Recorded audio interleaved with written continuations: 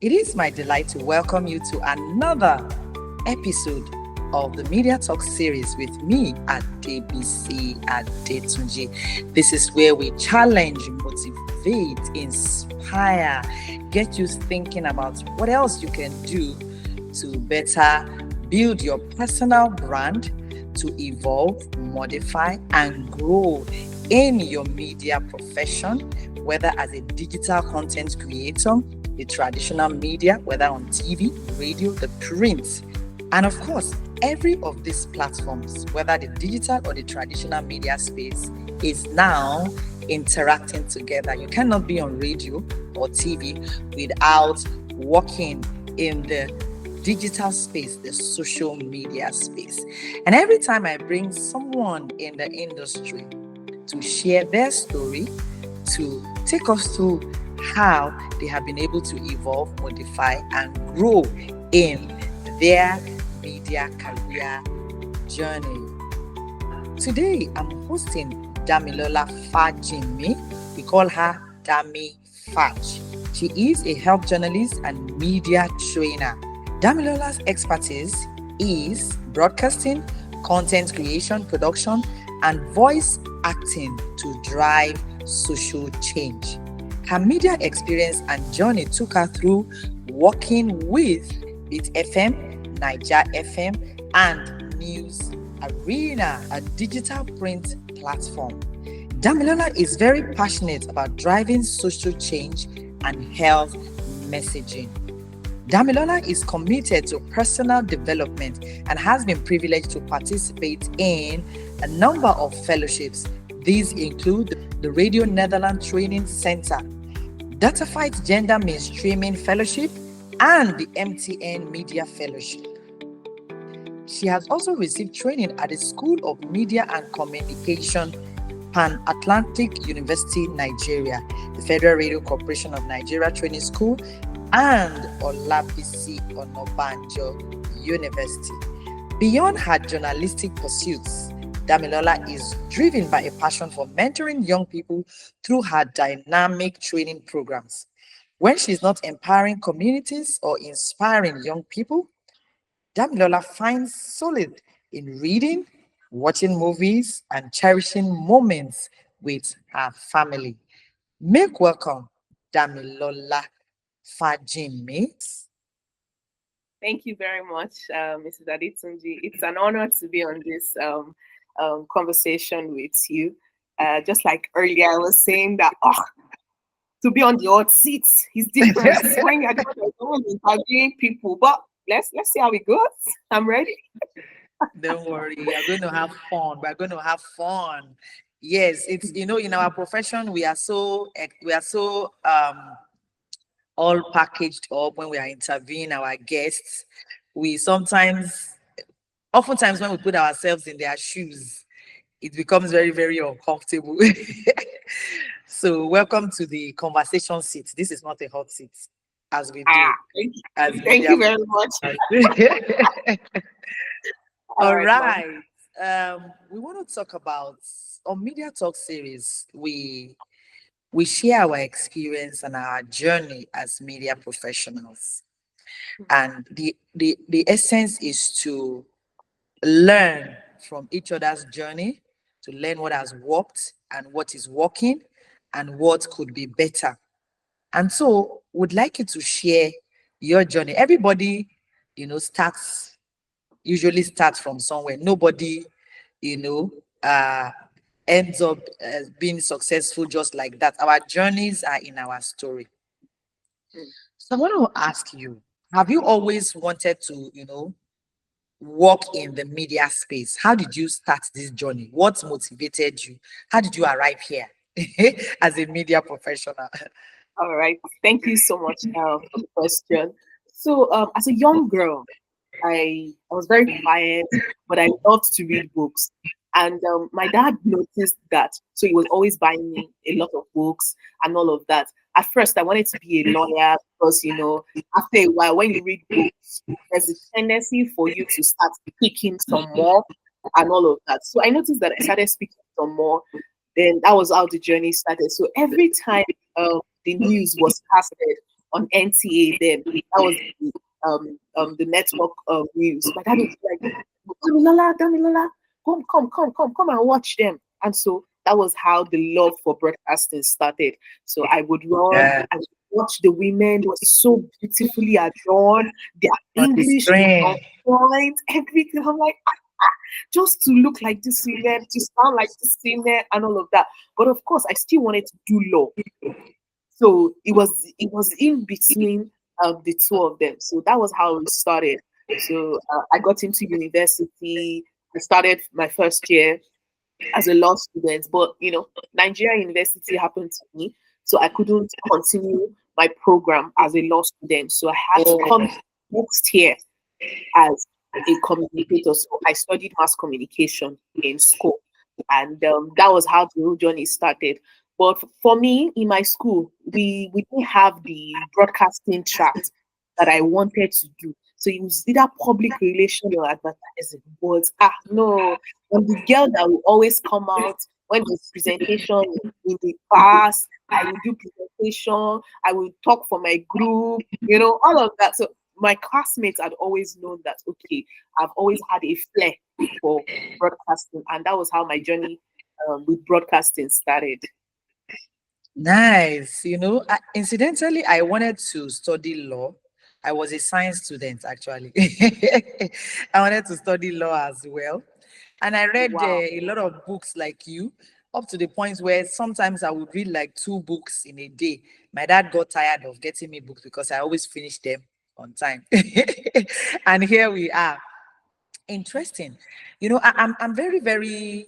It's interesting how you started out, studying law, and then Nigerian University happened to you, and then you ended up, I believe, where you ought to have ended up. So how did you now navigate your way? Because again, just because you studied mass communication does not mean you will end up in the media space. So how did you navigate your way to start working in, whether in the broad, did you start out as a broadcast journalist or a print, journalist, or even PR? How did you, find your way into the broadcast space?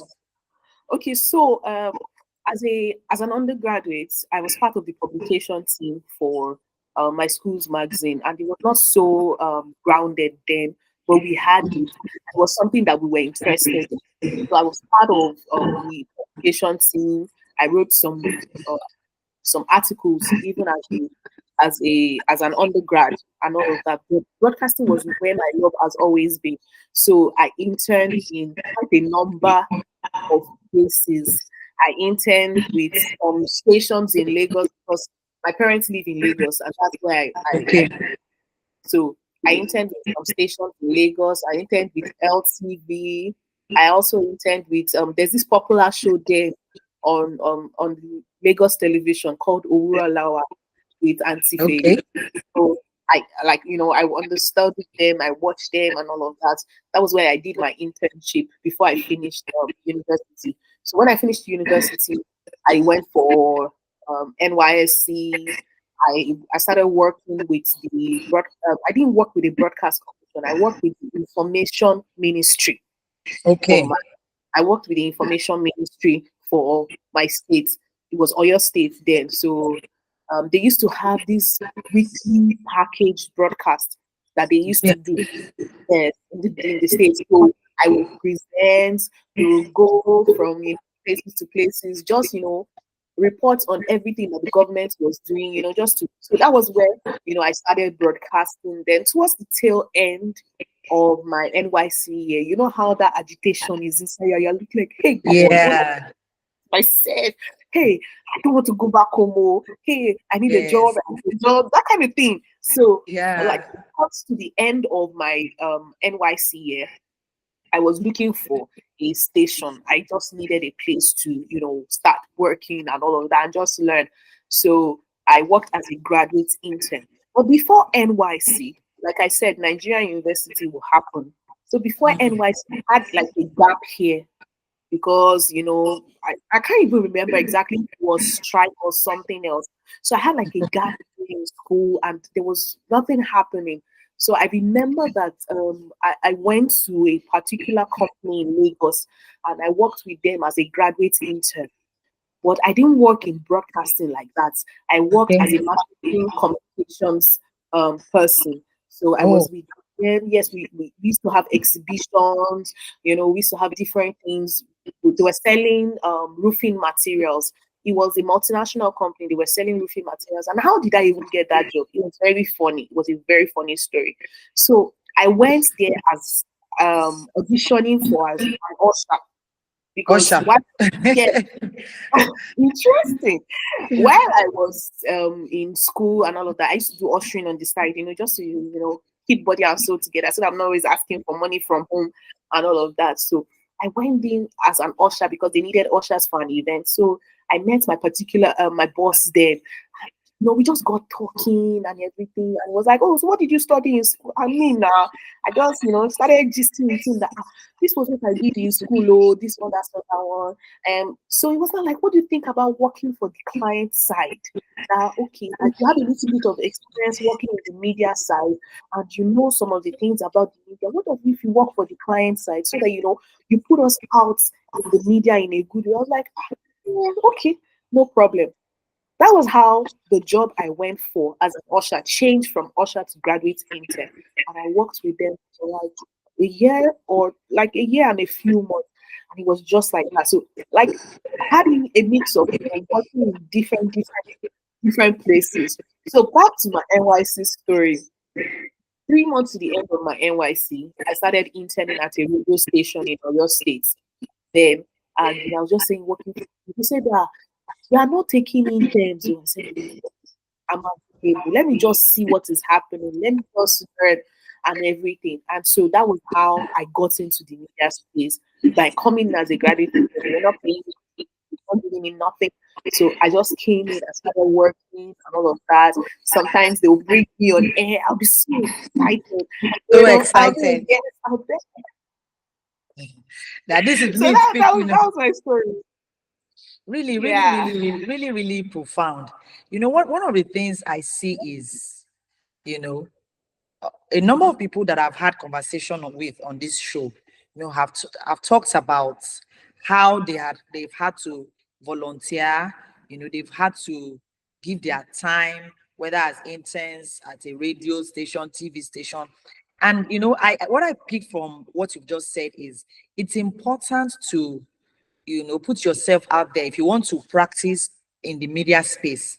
It's important you go out there to find opportunities to intern, and you don't have to wait until you graduate from grad school. You can actually start writing for your Absolutely. news, for your press paper in the university. You can volunteer. These days we have radio, community radio in universities. You can volunteer there. And I love that aspect of marketing communication, which is the Media Talk series is also about diversifying.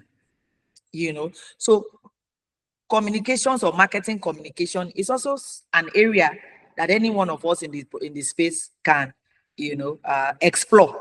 Now let's come down to that time when you worked for a while in a media station after your NYC. I know you two have worked, with a number of radio stations, and the radio station that you worked with last, they kind of let all of you go. The private station you worked with, they let the station shut down in Ibadan. How did you navigate that? How did you navigate that season or this season of your life where all of a sudden you have been practicing as a marketing communication, you've been speaking on air, you've enjoyed, being employed, and the station shuts down? How did you navigate that? See, that's a very interesting question. So, thankfully for me, I had seen signs that something like that was going to happen, and thankfully, I had some mentors in place that had been telling me that you have to put structure into place into what you are doing. That you need to create visibility for yourself outside of the ground that you currently work with. Like you had to. So I had already started doing some things, but when you have a 9 to 5, you're just like, oh, let me start be doing it. It's just there. It's just there. So, like, they had been telling me, but I just put a little bit of effort into it. I didn't put in so much effort as it were like that. So when it didn't come as a shock, but I was very sad because there's nobody that such a thing will happen to. You've given your time, your years, Yeah. for your years, you've invested like quite a number of things into that particular company, and all of a sudden they say, okay, you guys, we don't need your services anymore. We want you to leave and all of that. So yeah, it didn't come as a shock, but it was hurtful. That's the word. I was very hurt, and thankfully for me, I was on a fellowship at that particular year, and I really want to appreciate that fellowship at that point in time because I told them about what was happening to me, and everybody rallied around me, and they stood with me. So I had a fellowship that I was on at that particular time, and I had like 2 months left on that fellowship, and I still had to deliver, and I still wanted to do what the fellowship was teaching me. I wanted to practice it. So I reached out to the fellowship. I didn't hide the fact that they had shut down the station where I was working for. I reached out to them, I sent them a formal letter that, oh, this is what is happening, and all of that. Oh, please, I would like to continue what I'm doing, but instead of, where I had before, I'm going to move it to my own personal platforms. I had person to person on social media. Please, do I have the permission to do that and all of that? And they were like, no, no, no problem, Danny. Please go ahead. And they supported me with materials, with statistics, and all of the things that I needed. So I would say that thankfully I had an obligation to fulfill at that point in Yeah. time. It It happened. kept you busy. Yeah, it kept me busy. So, because if I didn't have that obligation to fulfill, maybe I would still be wallowing in, oh, what do I want to do? How do I want to go about it? So I was, so the shock did not really get me because I just knew that I needed to finish that fellowship that I was on, and I didn't want to disappoint them, and I didn't want them to feel like they were being handed out because of my situation. So Yeah. I think basically was one of the things that really helped me. And of course, my faith. I'm not going to even lie about that. My faith, because there were days when you're just emotional and everything. But of course, you go back to your faith, you go back to praying, you go back to God, and you just trust God every step of the way. So I didn't have like 6 months plan, 3 year plan. No, I just next week plan, next 2 weeks plan. That was all I had at that point in time. And Time. I just diligently followed it. So that was how I was able to navigate at that point in time. So I'm hearing the fact that even while you were working at the radio station, then you were you had applied for a fellowship, you had been undergoing that training, you had been honing your skills, kind of. You had been looking out for opportunities for developing yourself in the profession. And so when it so happened that you no longer had a platform to practice, as it were, the formal platform to practice as a media professional, you sort of wiggled and found your way. So this brings me to the question of how should media professionals, what should we be looking out to in terms of personal development? What should we be doing beyond, oh, I'm presenting, or I'm a producer, I'm a reporter? How, what are things we should do to kind of build our capacity? Yes, that's the word. Build our capacities and expand our skills. All right. Thank you so much for that question, Ma. That's a very, very interesting question. And it's also a very lived experience for me. So prior to the time that the station couldn't continue because of economic reasons or what have you, um, I've been asking myself, there's got to be more than what I am currently. There's got to be more than just open the microphone, talk, and all of that. Like, what more can I do? And so, thankfully, while at the station, I got my first ever fellowship. I got my first ever media fellowship. I had never tried it before and all of that. And my station supported at that point in time. They supported me. They gave me the ticket off work to be able to go for that fellowship. But I also looked out for, how can I build myself? I've done small short trainings here and there and all of that. I, volunteer for things, even in the workplace that didn't directly concern me. I started some new shows, when there were spaces that I saw that I could plug in, I plugged in as much as I could. And thankfully, I had amazing colleagues at that working time, because it's also important to, work with people. These are things that you cannot do on your own. If somebody is shining, there's a group of people that, they are supporting them, that they are listening to, that is helping them to do all put together. So the first thing is, I want, my colleagues, some of my colleagues and, younger colleagues are looking at me to understand that you can't be a one-man boko. That's just the truth. Yeah. You Yeah. can't, there's only so much you can do as a one-man boko. And from my experience, if I didn't have those people, because I remember for the first fellowship I had, even while at work, and I was giving up that, oh, I'm a mom. I can't I can't leave my children. I cannot this, I can't that. It was colleagues, and funny enough, they were male colleagues that were like, don't worry. I'm like, what am I going to tell the HR? How can I leave? Because I worked at a branch office. So I have to tender my request. So how am I going to tell them? One of them was like, don't worry. Tell the HR that I have agreed to do the work for you. And I'm sure that that person must have seen some value in me. That person must have been a godsend at that point. Relationship as well. You have built work relationship with that Yes. person. So those people encouraged me. And when I went, I did not forget that, oh, there were people that encouraged me. So of course, I watered the relationship to the best of my ability. I'm not a perfect person. Of course, I have my flaws and all of that. But know how we are relational beings. So the first thing is to understand that we are relational beings. The second thing is to understand that you cannot stay where you are. You have to retrain. Any broadcaster or any journalist that does not unlearn, relearn, and try new things is going to be stagnant. That's just the truth. You're going to stay in one place. So I was always applying for short courses. I was always applying for things. A lot of our colleagues are always like, what am I going to get? Is there this? Is there that? But Is there money? Is there money in this? What's in it for me? I didn't say that. It was you. So so many times I would apply for things. I remember my colleagues, they used to say, "Damn, okay, I told myself I was speaking. What are you pressing on your computer? What are you looking for? Why are you always going for trainings? What are you looking for? You're always pressing your computer.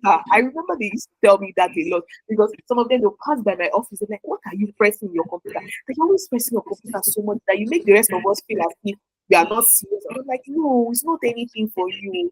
It's me that know what I'm looking for.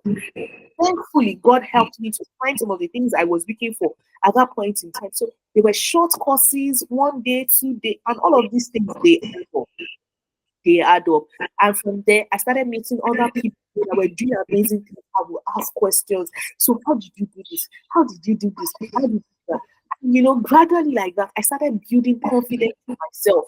Because of course, there was the part of imposter syndrome. Like, what's wrong with you? Why do you think you deserve some of these things? But when I hear other people's stories, some of them they'll say they did it afraid. They didn't have all of the requirements. Some will say, "Oh, this thing that you see that I'm doing amazing." You know how many times I tried? I tried Yeah.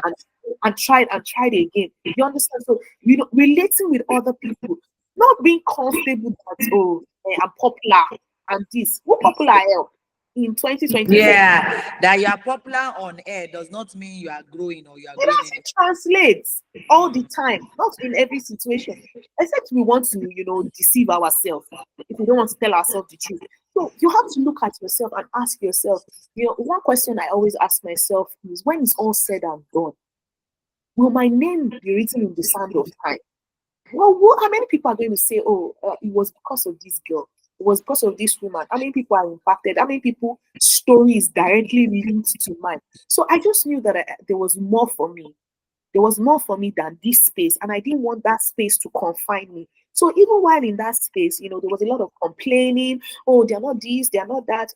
I just told myself that, oh, God is my source.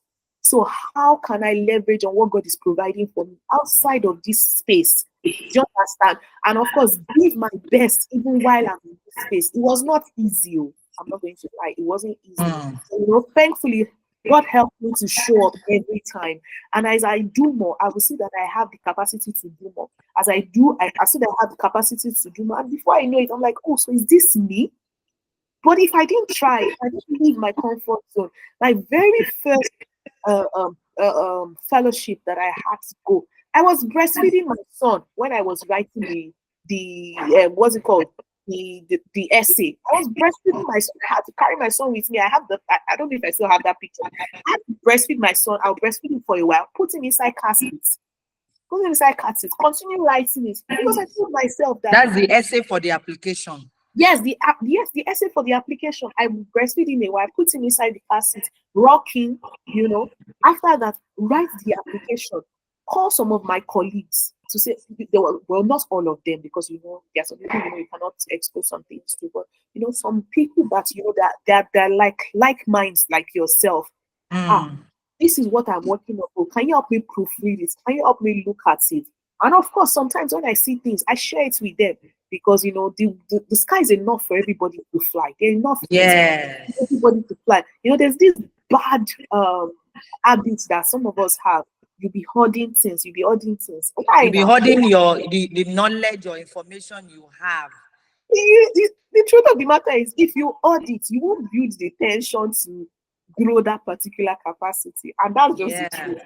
You will just see, I want to keep. Why are you keeping? There's more. There'll be always be people that know more than you, and that's just the truth. There'll always be people that know more than you. There'll always be people that can do it better than you. But of course, like I said, there's the role of my faith. I know that I was just helped by God, really, and I didn't sit down. I kept pushing myself. So I hope I've been able to answer the question.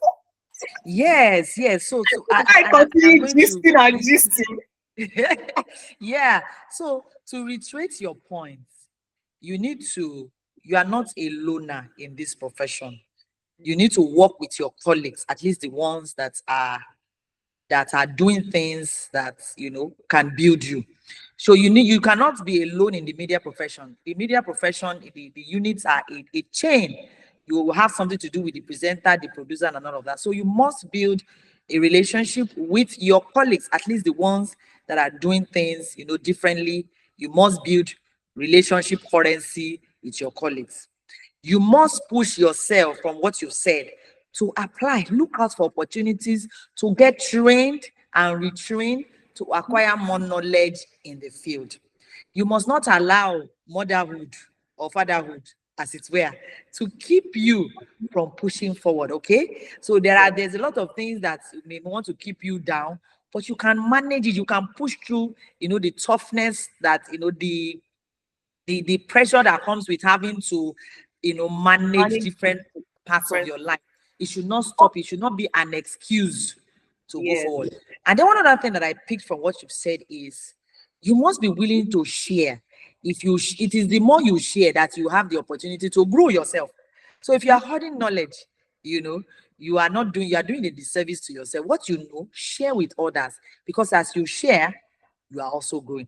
And like I always tell the media people that I sometimes facilitate, you are part of the people that I facilitate sessions and mentor under the Breakthrough Action Nigeria, project.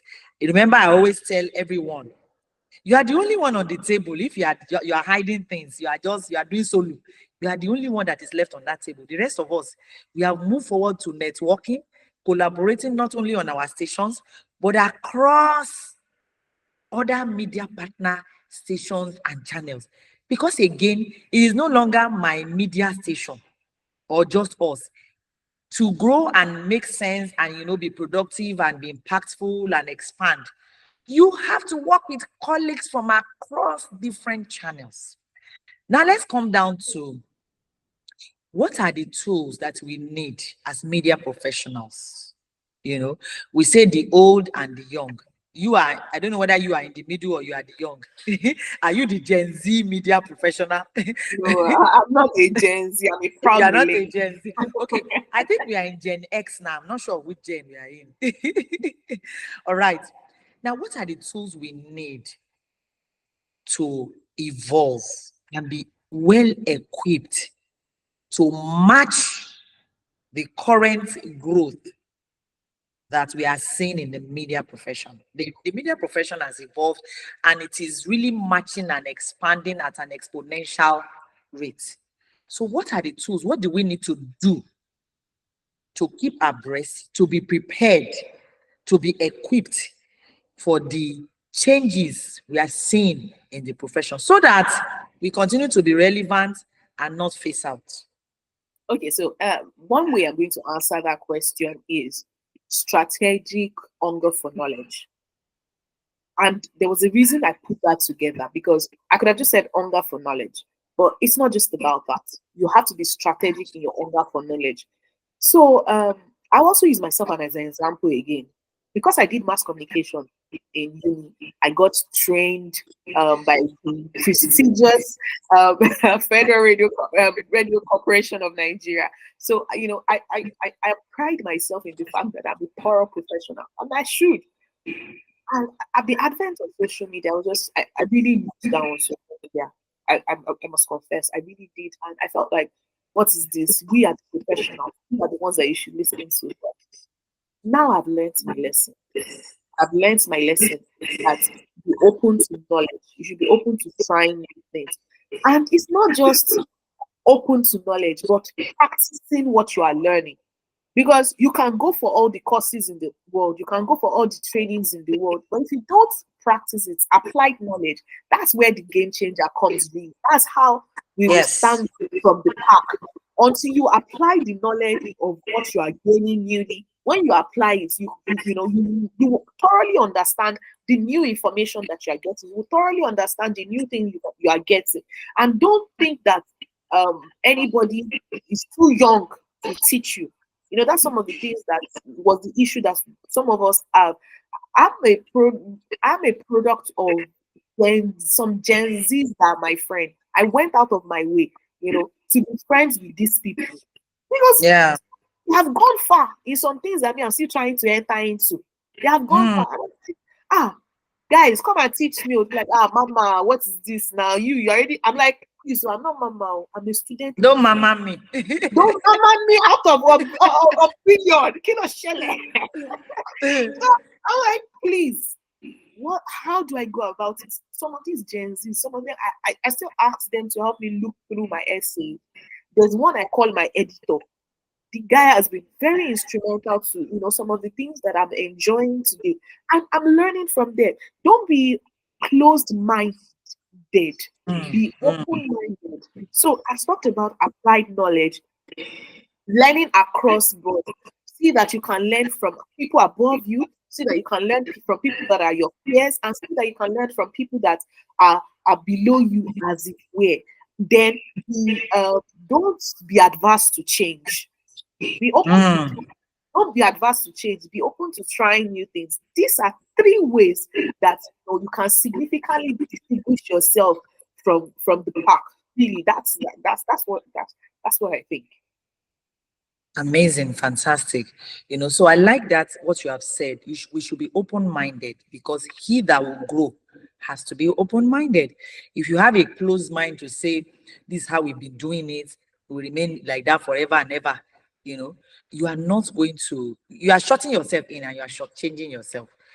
So, and I like the fact that you engage people that are good in something. I like the idea that you give yourself to training, because in this profession again you have to be trained.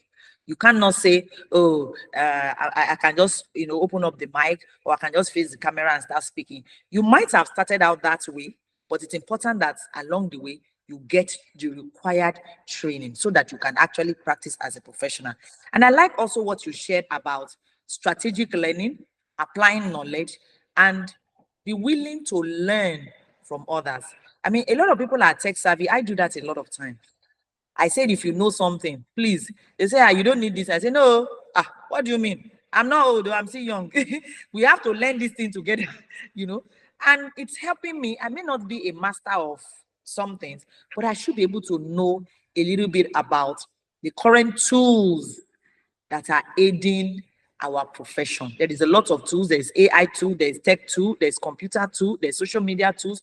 You must learn these things. Don't say, hey, what are they doing there in the social media? And then you just, you shut yourself out, and you shut yourself out of so much opportunity. So anybody can learn. There's nothing like I'm 60 years old, I can't learn. Anybody can learn. We've had people graduating at the age of 60, 70, becoming doctors and all of that. So any one of us can learn. As we wrap up this conversation, how can what are the changes media professionals need to make? Okay, so first things is first, I would say think outside of the box. Try new things. Don't always open your show the same way you're opening your show. Don't write your news stories the same way you're writing your news stories. Oh, we should go to once I go to this place.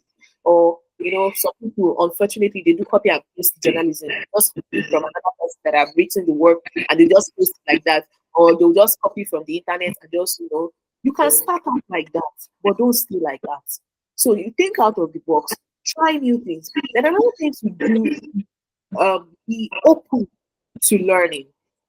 Be open to learning and be open to feedback and correction, because what we have, the pen and the microphone that we have, is a powerful tool, and you must respect your audience. Always realize that your audience will always be somebody on the other or the other end of the dial that knows more than you, or somebody that is reading what you're reading, that is a professional, that is an expert in what you're doing. So Yeah. as much as you can, try all your best within your own capacity to put in a good work. Because I'm telling you, if you put in those work in place, the time will come when there's a demand for, oh, we want to see what you have done before in the past. You will not now have anything to look To back on and present. to present. And that leads me to the third thing is document. This is DBC is somebody that I have learned a lot from. She's always telling me that if you don't document, you have not done it. If you don't document, you have not done it. Have your own personal bank outside of your station or your publication where you are documenting the work, and document the work that you are proud of. So for you to constantly have work that you are proud of, you have to do the work that you are proud of. So document your work. Learn from people that you think are being amazing. Ask questions. It's not everybody that will answer you, and that's the truth. It's fine. I can't count the number of people that they'll be like, I beg you. But did I stop? No. Did I give excuse? No. I went ahead. For every 5 no, I will always get 1 yes. For every 5 no, always get 1 yes. So I will ask questions. Don't feel like you have arrived or you have gotten there. Start thinking, international, or start thinking nationally. Well, how can this work that I am doing still be relevant 10 years from now? This work that I am doing, how can it be Yeah. relevant 5 years from now? And if you Yeah. know something new, teach it. That's one of the ways you can um, reinforce the new knowledge that you have gotten. And that's just the truth. So I think that that's one of the ways that you can distinguish yourself from the pack. Don't be too comfortable that I'm not here. Anything can happen at any time. Are you prepared for Mm. event and the unfortunate things every day? Yeah. Things happening all over the world, and it's not country specific. I'm sorry, it's not country specific. Yeah. This inflation, economic orishirishi that is happening is all over the world. It's not country Yeah. specific, it's not nation specific, it's not state specific. So are you prepared for the world of work that we are going into now? Will you be able to survive? I was in a forum once, and they were talking about how AI is this and all of that. I understand that AI has its ethical issues, but are you prepared for a world of AI? Will you be able to function in a world where people that know how to use AI are functioning? Or you just be like, no, like me, when I was to say, no, we are the ones that they trained. I went to FRCN, I went to a broadcast school, I went to communication school. We are the owner. You I'm found out sorry. that you were still behind, sort of. I will pass you like this. It's a way I feel. I will pass you like what is going on? So to maintain relevance, to maintain um um a strong stand in the game, you have to reinvent yourself constantly. You have to reinvent yourself. Don't ever feel like you have gotten to where you are. You have to evolve. You have to, grow what you are doing and learn new things, modify what you're doing, whatever it is that you're doing. Don't just feel like you have gotten it. And if you get feedback, that means you still have people that love you. That means you still have people Yeah. that care about your Yeah. craft. So Yeah. when you get feedback, don't be offended. Don't think it's an attack on your personality or an attack on your work. Just see it as, oh, this is an opportunity. So I've not gotten to that place where it's only fanatics that are talking to me. There are still people that care about the work that I put out, and that's why they are telling me that, oh, I can do better in this. So that's a few ways that we can imbibe some of this. And as I'm saying it to other people, I'm also saying it to myself that, oh, but I've not Yeah. gotten there. We'll continue to push further. We'll continue to strive better, just to, be the best. And at the end of everything, you say that, me if I try. Yeah. Yeah. Yeah. Me self, I try. I like that. So the thing for me is this: there is no end to learning. You will never arrive at that point where you feel you have arrived or know it all. The moment you feel that you have arrived, you begin to decline. That's what will happen. So we will never arrive at that point where we have arrived in quote. We have to keep life is it's a lifetime of learning. For you to keep growing, it has to be a lifetime of learning. And I love the one that where you talked about feedback. Be open to feedback. Some people in our space, when they are giving feedback, they feel, who is this one? Who is coming to tell me that I'm not doing it well? Especially maybe if you have it can happen on both sides. If you have been practicing for a long while, you feel you're an expert, you are a professional, you are experienced in it, and somebody is saying, oh, this thing could be better or this did not sound well. We have to all be open to how we can do things, better. Whether you are upcoming as I an also want upcoming, to I want to give a caveat to the feedback, because I don't just want to make a blanket statement about feedback. So feedback is both is two ways. So when you're getting the feedback, ensure that it's a feedback on your work, not just on your character alone. Yes, there's some part of it that has to do with your character, because sometimes you are trying to build something, you are set think outside of the box, try new things, you're trying new things, and they're already giving you feedback that's already killing the spirit of trying new things. That's not what I'm saying. What I'm saying is that constructive feedback that will help whatever it is that you're trying to do newly to grow. So there's some feedback that is just they just want to, cut your shine, to cut your shut you down. Okay. to shut Yeah. you down. Don't let anyone discourage you from, taking bold steps to do things. Great, fantastic. So feedback, even as we are having this conversation, when you want to give feedback to people, there's what you call tell the person what is working and tell the person what could be better in your feedback. So in our feedback, it is not just about slamming people. We must tell them what is working and what could be better. It should be about building. And when sometimes even when you get a very tough criticism, one of the things I'm learning recently is, of course, I've known, but I'm learning it, I'm putting it to mind is sometimes a very, very seemingly bad critique. You may not allow it to, you shouldn't allow it to shut you down, but you can glean from it and say, oh, what part of this negative critique can I use to take my work, up a niche? So sometimes even your bad critics are doing you a service, even though it is done in a bad light. So take everything, in good faith and see how it can be better, but don't shut yourself down. I mean, it's been such an amazing and interesting conversation with you, Dami Faj. I love the Dami Faj for short. you know, Thank you it's so been much, an ma. interesting and amazing conversation with you. I celebrate all that you are doing and all that you are becoming. And congratulations again for the your just concluded fellowship with the Radio Netherlands Training Center.